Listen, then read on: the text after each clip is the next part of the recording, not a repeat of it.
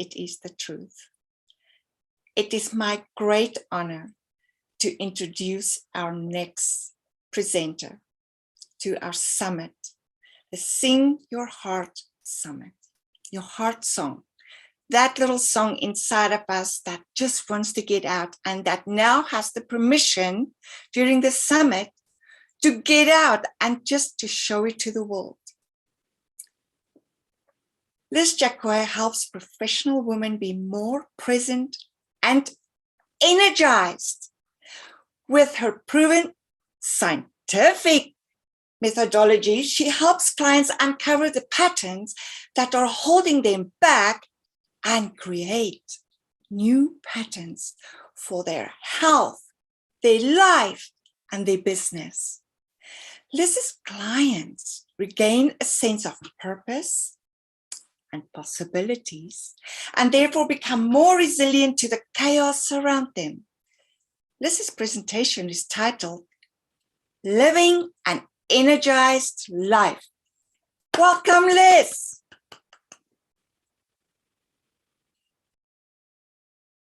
I have to unmute. There we go. Thank you. Thank you for that wonderful introduction. Thank you so much, Irma. And I'm so delighted to be here. And thank you to Olivia and Steve and Irma for putting together this wonderful opportunity for so many of the presenters that I've enjoyed listening to and hearing already the last couple of days about how to really get out that heart song, right? It's really coming from your soul. So thank you. And before I get started today, I just want to go over a couple of things here. I use a different approach to what I do. And because of my background, I'm mostly training and development, facilitating and coaching. So I'm going to be doing a lot of that throughout the process. Although I'm going to be talking, I'm going to be asking you questions. So I'm going to want, interaction. You can light up the chat box because that gets me excited and that pumps me up. It gets me unstoppable. So I'm going to get you to do that. Or if you want to voice, like this is all about voicing our heart song. If you want to voice, unmute and answer the question as well. So I'll leave that up to you how you want to do that. And before we get started, make sure you have pen and paper because you might want to take some notes. And yeah. I'm going to gauge how the presentation goes today. I have a couple of little bonus or tricks in my back pocket here about what I might do. So just bear with me here about that. So I'll just keep that in my back pocket for now. A little surprise towards the end, see how the presentation goes. But anyways, before we get started, what I like to do is, and this is what I do with all my clients as well. We either break what we call break state. And it's, we get up and jump and dance, but we had that already. Or before we move on, because I'm going to get you to imagine something. So before I start the presentation, I'm going to get you to close your eyes and just breathe at your normal pace. Breathe in and breathe out 2-3 times. Just want you to get centered and grounded. And the reason why I do this is because you want to focus your attention away from where we've been and to the present moment. And when you're done, let me know and you can put it in the chat box that you're done and ready.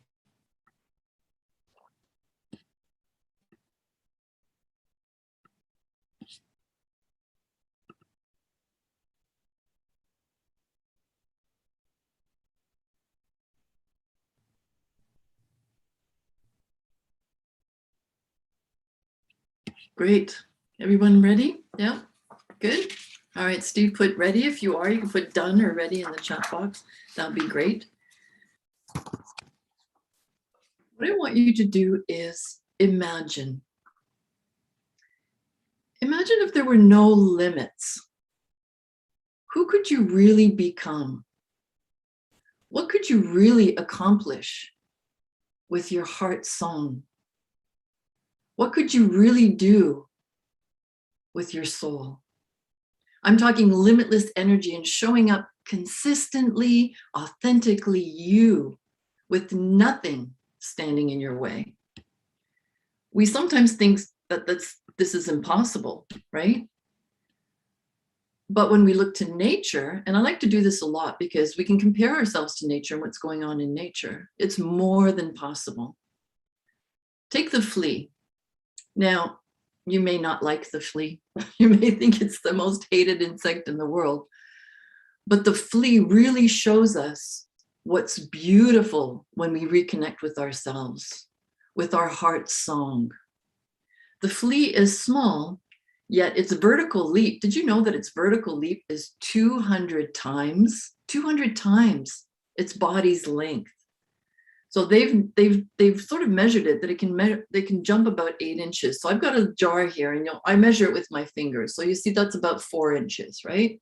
So if you see that jar, that's 4 inches. So the flea can leap about 8 inches, which is twice the height of this jar. So that's pretty cool for something that we can't really even see. But if we put it in this jar, what happens to this incredible power of the flea? You can type that in the chat box. What do you think is going to happen if we put it in the jar? We put this limitation on it. Diminished, exactly. Yep. It hits the lid. Yep, exactly. Right? Gets diminished. It hits the lid. And so, in other words, we're putting limitations on the flea. But isn't that what we do to ourselves? Don't we put all these limitations on us? Don't we rob ourselves of our innate gifts, our powerful talents, and our incredible visions and voices? And what happens is, rather than really stepping into our powerful song with energy and joy and enthusiasm and aliveness, we play small. We lose out on the possibility that is within us. So I want to acknowledge you for coming today and showing up and really talking about how to improve certain area of your life or business so that you can truly live the life that you want. Because it's really some of the things I may be sharing with you today, you may realize that, wow, I may be doing that. And I'm not playing to the tune or rhythm of my soul. And these are some of the things that could be playing in it. And the truth is that no one's really taught us how to change our life or our circumstances and sync ourselves with our soul and our heart set so that we can be truly connected, mind, body, and spirit. And the truth is, we were probably told differently. So that's what I want to share with you, how to live an energized life. And it's really 5 steps that I took in order to step into a more energized life. And this is what I do now. And when I fall off track, a lot of times I still fall off track because don't forget, for decades, pretty much most of my life up until my mid-50s, I lived in this cycle of stress, anxiety, and overwhelm, right? Sometimes I'd feel great because I'd read a good book or I'd listen to a YouTube or, attend a seminar, and I'd feel pumped and great for a few days, but then it would wane, right? Because I didn't wire my brain. I didn't rewire it. I didn't really look at my beliefs, my identity, and my habits. So that's what I'm going to follow with you today. So today, actually, I stand before you. I'm transformed. What does that mean? Well, it means that my mind, body, and spirit are rejuvenated. Most people at this age, and I'm 63, are thinking of retirement. I hear my friends talking about it, right? Me, I'm just getting started, baby. For years, for most of my life, thanks, Irma, I had everything. I had the house, I had the pool, we had all these parties year round. We had 2 kids, one of each gender, and of course, a job that gave me some sense of fulfillment because I was facilitating programs, which I loved, and coaching people, which I truly loved, from despair to hope. I thought I had it all, but something really wasn't missing. I really wasn't playing my heart song, even though I was facilitating and coaching, which I truly love, and that's what I do today. I thought I was living my purpose, but I was miserable. And it was February 2014. My boss had called me into his office and said there'd been complaints. He knew something was not right with me. He knew that things had to change and that I had to change. And I knew, and I broke down sobbing in his office. because I realized at that moment that I was in a marriage, a loveless marriage of 20 years. And it was really taking its toll on me. I mean, I tried everything, going to therapy, reading books, how to rejuvenate my marriage and all those things. But I found, but when you're the only one working on it and you keep putting so much energy into it, you can imagine what toll it was taking on me. I really didn't feel loved.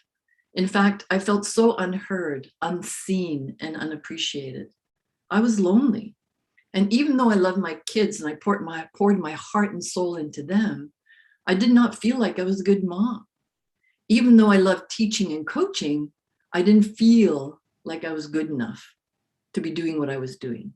And this fear of not good enough, of not being loved, was really bleeding into so many parts of my life. That's why people complained at work.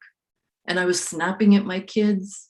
I wasn't handling my mom's dementia with compassion that I am now. I was so busy looking after everyone else that I lost a sense of who I was.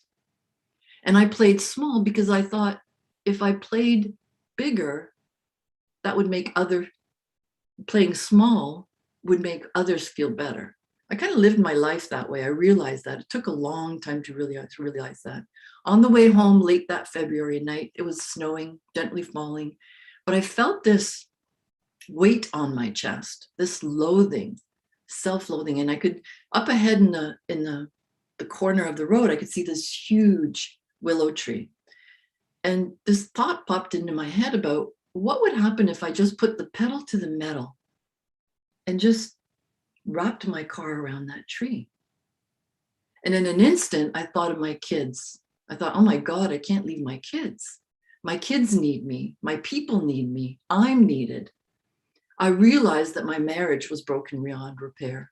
I was broken, but not beyond repair.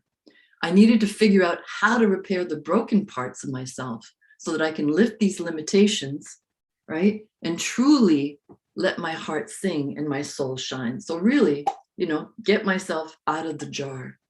So how did I do that? Well, I did that following the 5 steps I'm going to share with you today. Awareness. You've probably heard of awareness. Imagination. We've heard Laura and some other speakers talk about that as well. And I think Susan may have touched on that as well. Self-love, gratitude, and alignment. And you've heard of, so step 1 is awareness. So you've heard of it before, right? Mindfulness, mindset. What does awareness look like to you? You can type that in the chat. What is awareness to you? What does it mean to have awareness? You can unmute and answer as well, or you can type it in the chat.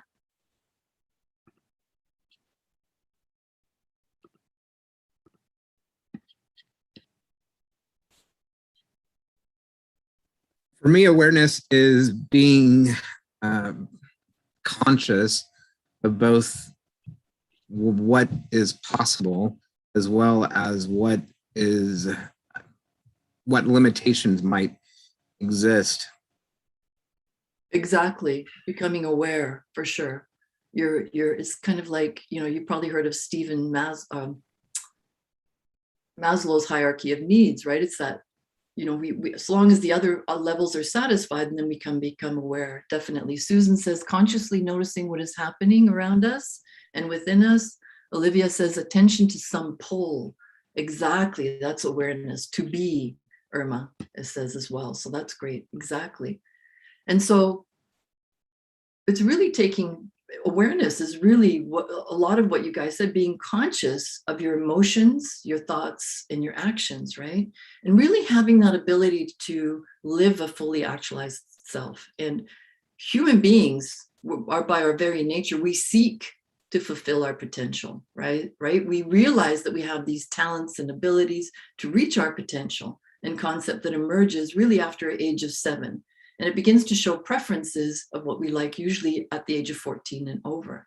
And that was me. Tell you a little bit about me as we go along. I realized at an early age that I love to teach and I love to help people. And so I went into psychology in university. And when I came out, though, I decided that going into human resources, because I truly believe that everyone has potential within them.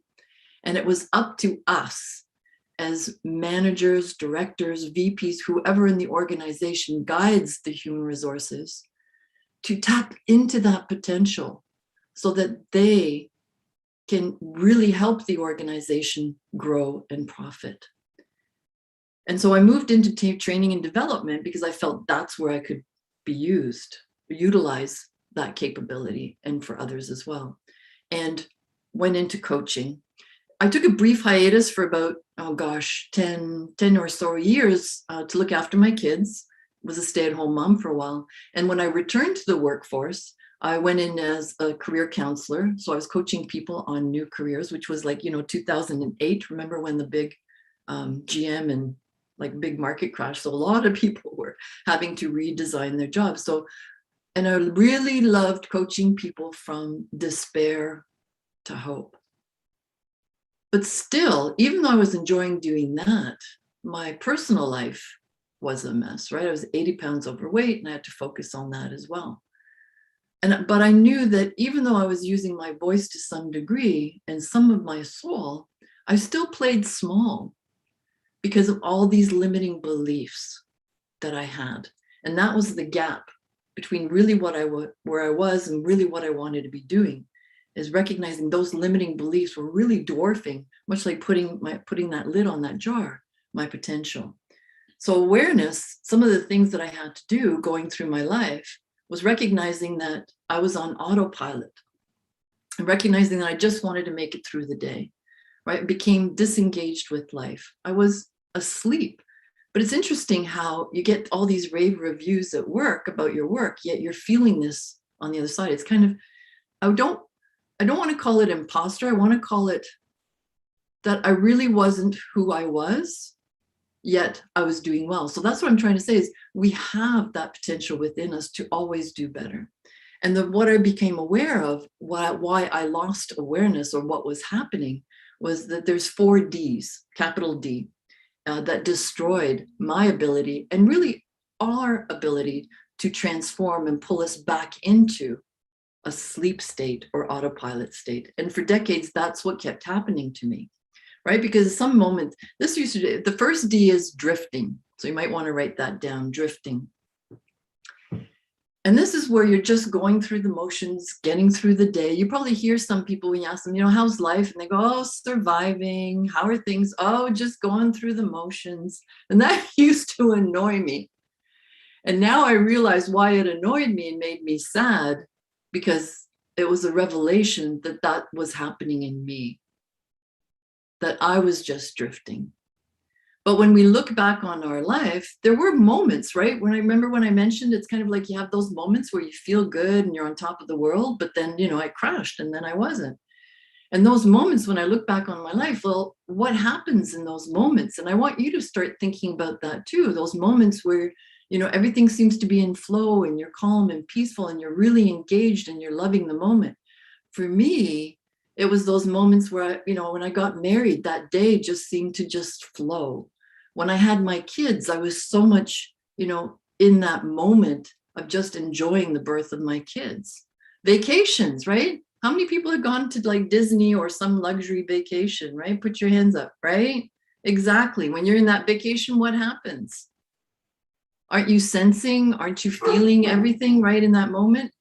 Yeah. So that's what I want people to recognize, is when you feel like you're moving away from your purpose, when you're moving away from your passion and you feel like you're just drifting, ask yourself, what is it that you truly want?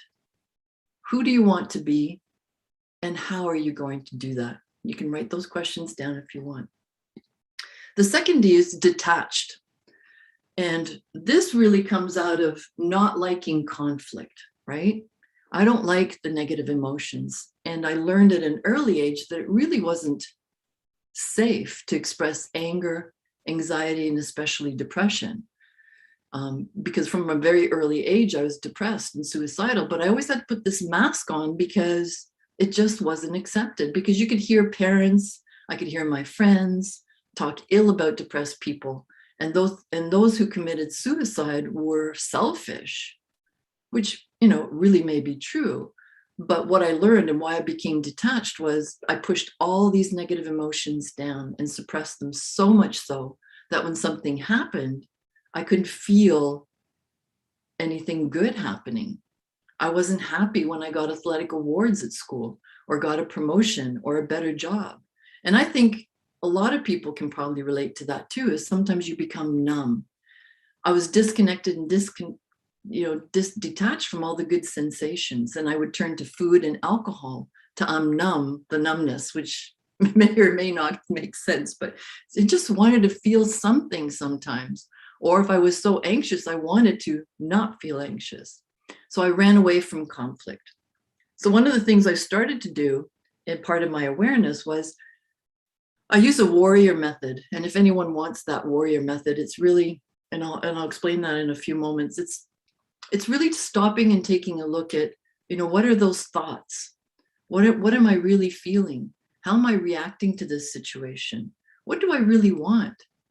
And observing those thoughts and feelings and really, what judgments I'm making, not only of myself, but other people. And so when I started to face these fears, sure, it was scary and it was uncomfortable, especially being vulnerable.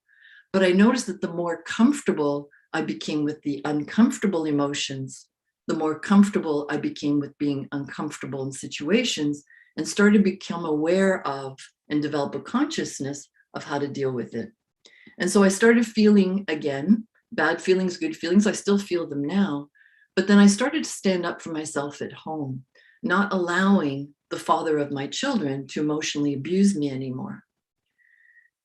And so the third D that stole away my awareness that I really wasn't aware of is called disassociated. And I remember that, I'm sure there's parents in the room here. Do you ever remember growing up and your parents did something to you and you'd say, I'm never going to do that as a mother or a father, right? Right? I can see Steve's going, yeah. Or any behavior, right, that we don't like or label, right? We label it as, and then when we do it, right, we go, I can't believe I did that. That's not me.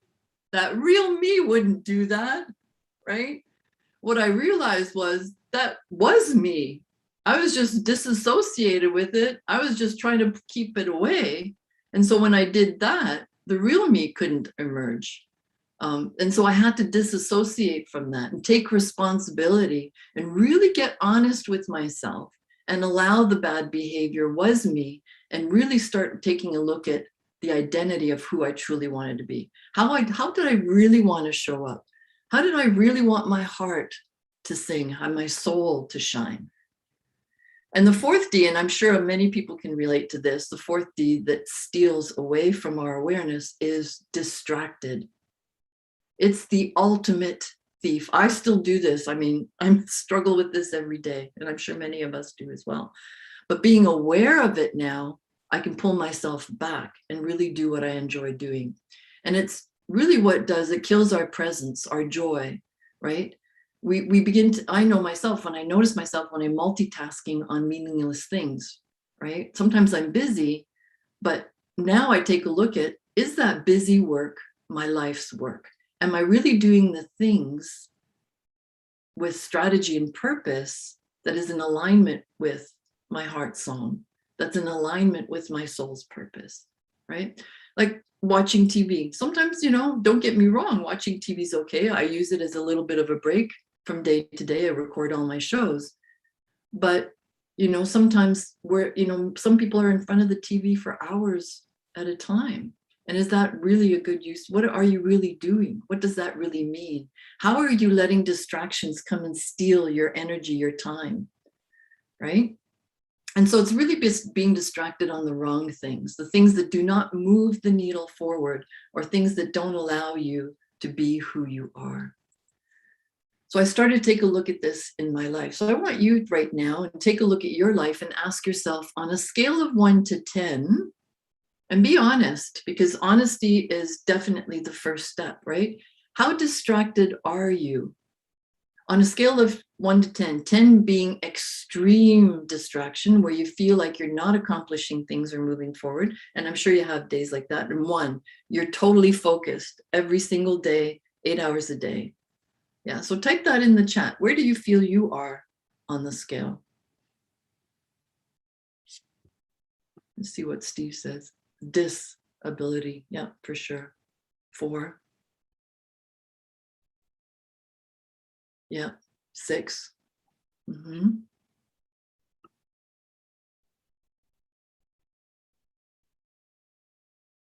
So really, when we're at over 5, you may be experiencing some joy and presence and engage with life. Below 5, and you're probably being pulled in different directions. Do you find your energies depleted because of it? If you're like a 4, yeah, for sure. The good news is everything within you now that you're aware of the 4 Ds, you can now make some movement towards, like, what am I, maybe now you're going to be more aware of those distractions, right? And so what are some of those things that you're going to do moving forward so that you feel, what can you do to make yourself aware of the distractions? What do you think you can do? So I'm going to jump in. Where I'm at with it right now, and I'm actually having some distractions right now with lots of things going on my phone. But part of what gets me distracted is not being clear on what my destination is. And so, little things can pull me this way and that way and the other thing. But when I get clear on where I'm headed and what that looks like, not only in the future, but also right now, then I can determine better whether something is a distraction or if it is just, I don't know, kind of a noise along the way or a signal along the way. Yeah, exactly. So what do you think you need to do? Because, your journey is, there's never a destination. It's just, right? And it's never going to be a straight path. But what can you do for yourself to make sure that you kind of have that idea of the destination in mind? Right. Well, the way I've been thinking about it the last couple of days, at least, is kind of like using the North Star to navigate, when you're on the ocean. You're never going to actually reach the North Star, but you can still use it as a guide to tell, okay, which way is north? Which way do I need to be going? So, if my purpose is to bring more light into the world, are my activities bringing that about, or is it diminishing it? Exactly. And to get more specific than that, but that would involve a lot more than what we've got. Yeah, in a couple of minutes here for sure. Yeah, no. And I guess for you then, you sort of have an idea of where your North Star is, and maybe many people know, they know what that's going to make your heart sing, is to bring light to the world.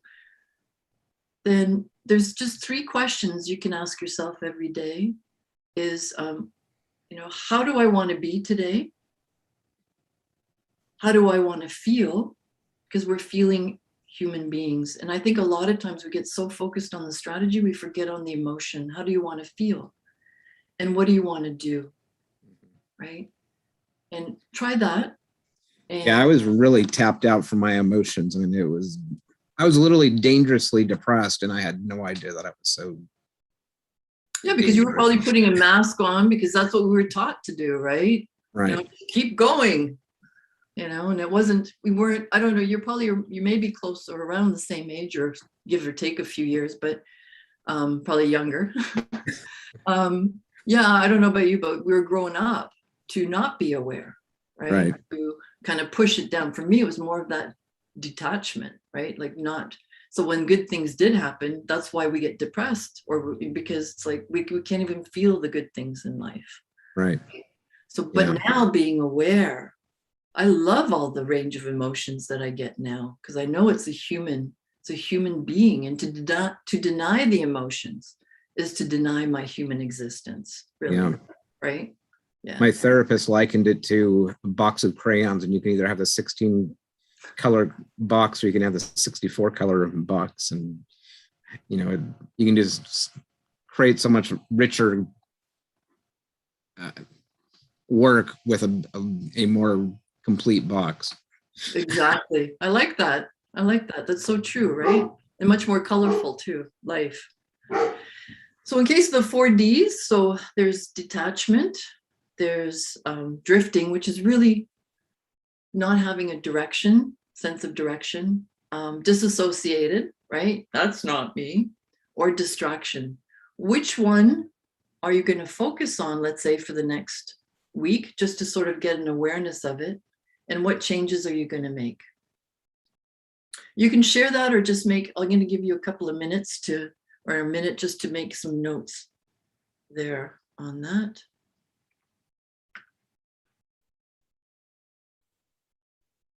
Yeah, the timer is a good idea, Olivia, for sure.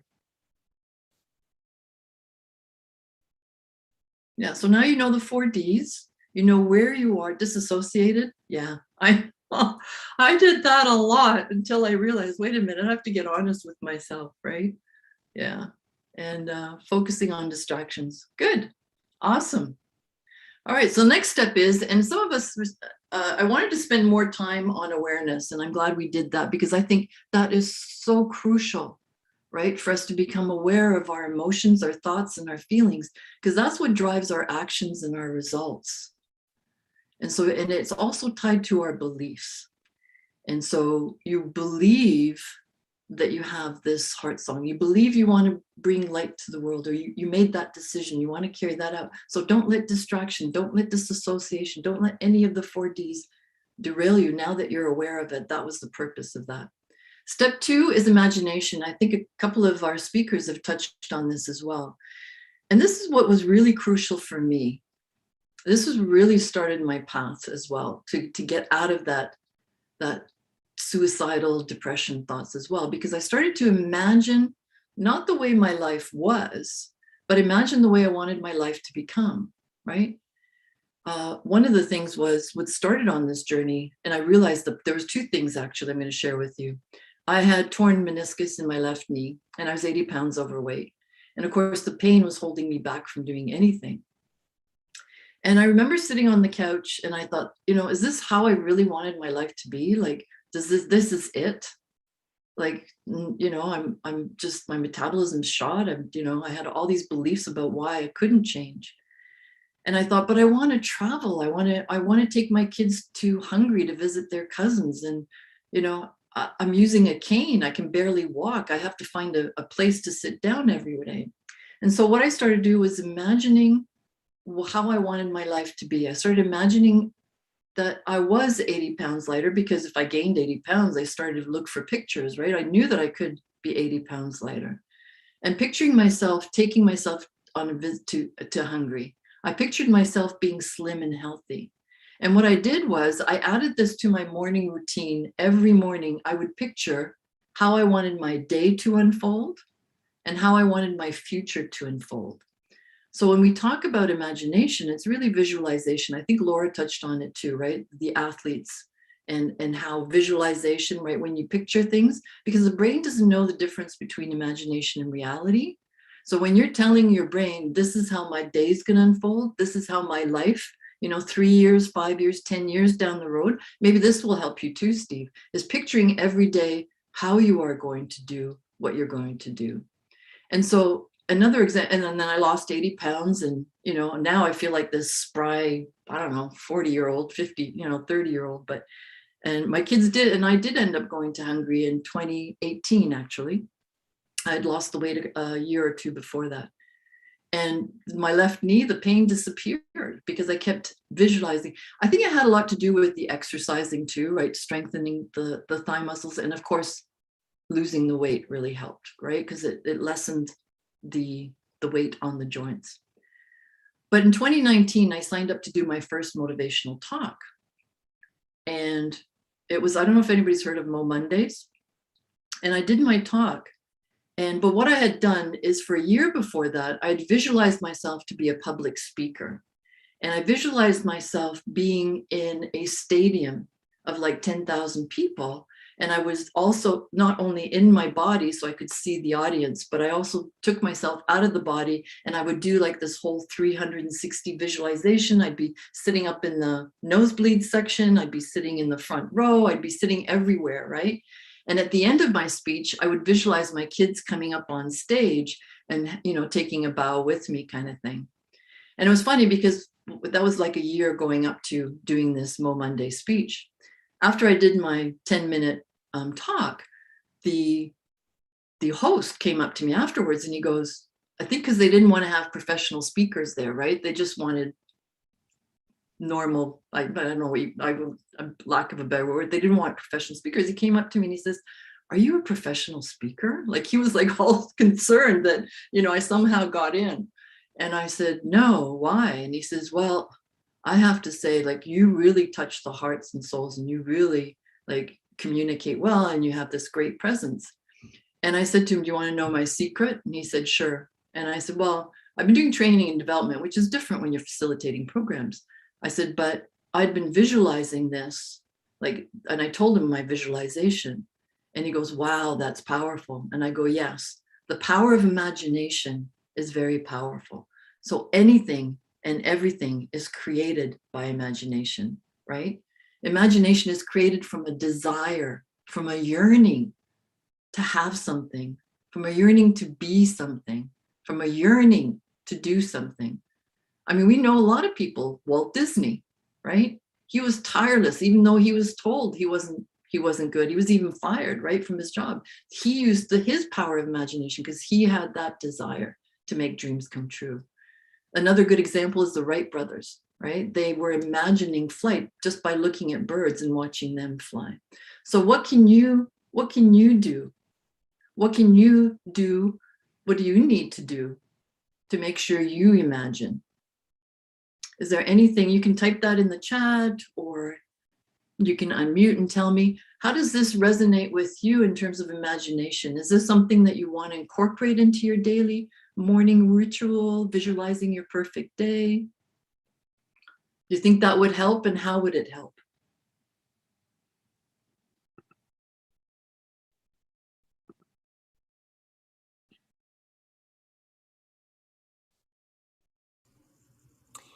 Liz, I'm wondering, as you were speaking, I was thinking about fantasizing. And then is there something about fantasizing where it's, you know, unreal, like it's That's a good question. that could be a detriment because we're just, I don't know, head in the clouds, fantasizing? That's a good question. What's the difference, I guess, between fantasy and, right? Because we create our own reality. I mean, maybe thinking, what would the fantasy be? I mean, I didn't think it was a fantasy for me to be in front of a stadium of 10,000 people, right? I don't know. That's a good question. That's probably something we need to explore further. I really don't know the answer to that, but that's a good question, to be honest. I wonder if fantasy would be something that's, yeah, made up. Whereas when imagination, because when you get in that state of meditating so that you can imagine and picture your perfect day and what you want and how you want to be and how you want to feel, that comes from truly within you, right? And I'm thinking if a fantasy may not make you feel good. So I would go with the feeling. If it makes you feel good, then that probably means it's coming from your heart. If it's something that you're imagining and it doesn't feel good, maybe that's a fantasy. I wonder. Let's see what Steve's got something. I wonder if fantasy becomes problematic. Yes, when it causes us to disassociate. True. There might be something there, right? Because I think you mentioned disassociated for you, right, Olivia? So maybe, very good, Steve. Thank you. So maybe that goes together. Yeah. So yeah, we'll have to work on that. All right, so step 3 is self-love. And this is, I'm just going to go over the next couple of steps quickly because many people already know this. It's really accepting yourself for who you are. It's really the first step. I like to call it MEDS. I love using acronyms. So I use a warrior acronym for becoming aware. And, if anybody wants to know that, they can, book a call with me and I'll go over that with you one-on-one. The other one is meds, MEDS. Have you taken your meds today? So that's a good, and really the M stands for mindful meditation, right? So it's kind of picturing your day, using meditation. Are you mindful? That kind of thing. The E is exercise. Not only does it release good feeling chemicals in our brain and it improves our mood and it feels, but you start to feel good in your body and skin when you're exercising, even just walking. The D in meds is diet. Are you watching what you're eating? Are you eliminating sugar and processed foods, which really can affect our mood and our energy? And sleep. Now, there's a lot of people out there that are telling you only need 6 hours. I'm telling you, that's bogus. You really need a good 7 to 8 hours sleep, because it cleanses the brain from all the toxins that build up during the day. Because when we have negative thoughts, we release cortisol and adrenaline, and that damages our hippocampus.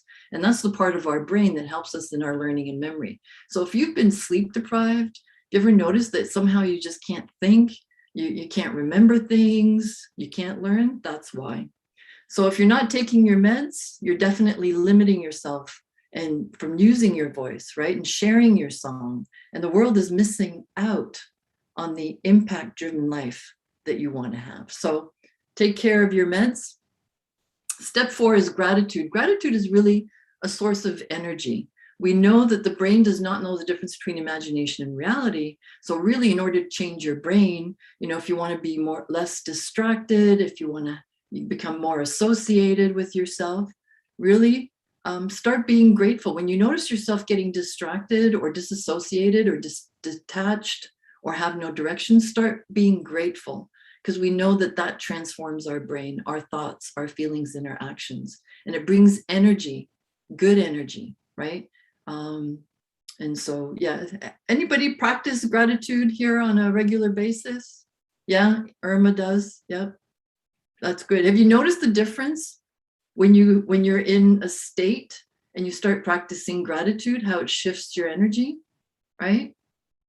I think it was Tony Robbins said that the antidote for fear and anger is gratitude. He says you can just shift your state immediately as soon as you notice yourself getting angry or fear. Maybe we can use it for distraction as well. Maybe we can use it for huge difference. Yes, exactly. Take your meds every day. Thanks, guys. Yeah, so those are 4, 5. Oh, so 5. The 5th step is alignment. So this is where you're using your awareness. You are using your imagination, your self-love, your meds for the day. You're taking your meds, and gratitude. This is when you get aligned with your purpose.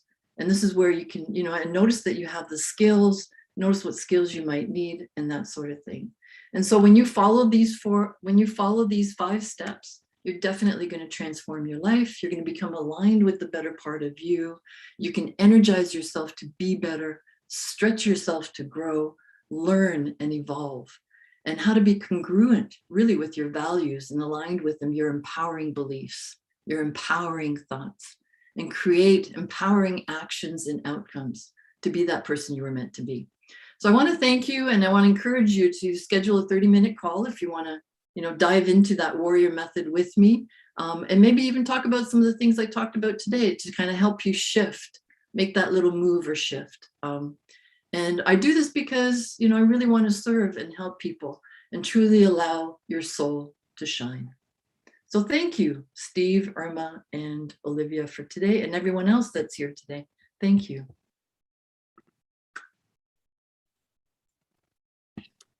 Thank you, Liz.